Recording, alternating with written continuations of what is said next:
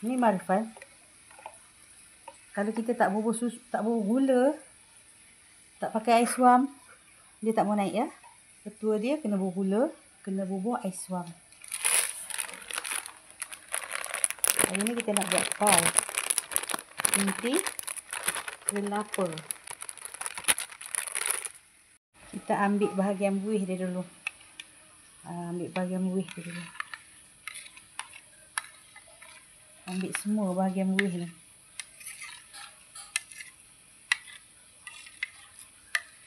Okey, kita ambil bahagian buih ni, kacau. Okey, kita uli yang ni dulu. Okey, uli dia dulu.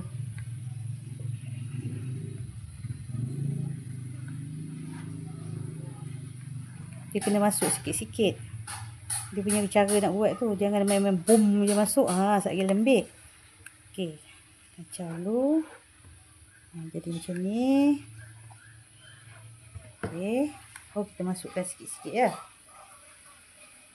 Masuk sikit lagi. Uli.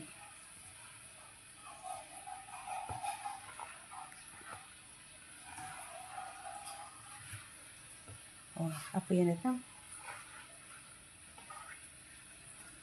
Boleh masuk sikit lagi.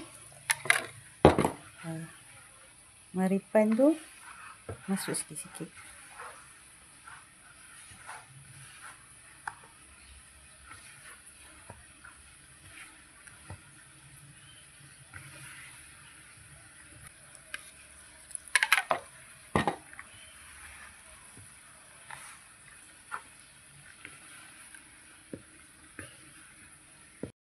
Dia nak jadi macam ni lah. Jadi kalau kita bubur sikit-sikit tu, kita tak risaulah. Takut apa, terlembik ke apa ke. Macam ni kalau kita boleh lah bubur sikit lagi. Bubur sikit lagi. Kat ni. Macam tu.